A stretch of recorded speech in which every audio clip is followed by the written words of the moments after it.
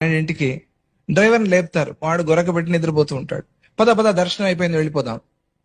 వాడు అసలు అప్పటి నుంచి తోలుకుంటూ సాయంత్రం వరకు తోలి తోలి వచ్చాడు. అప్పుడే ఏదో కొద్దిగా బీడీ తాగి పడుకున్నాడు. పడుకున్నవాడు నువ్వు లేపితే వాడికి నిద్ర లేదు, వాడు ఆహారం కూడా తీసుకోలేదు, టీతోనే బతుకుతున్నాడు వాడు. వాడికి ఒక భోజనం పెట్టించారా మీరు? వాడికి పడుకోవడానికి రూమ్ చూపించారా మీరు? దోమలు లేకుండా వ్యవస్థ చేశారా మీరు?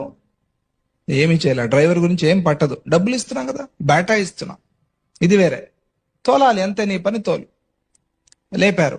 పద పద పద, 4 బెంగళూరు చేరిపోవాలి, మళ్ళీ ప్రొద్దున 6 ఉద్యోగానికి వెళ్ళిపోవాలి మేము అని వాడిని తరుముతారు.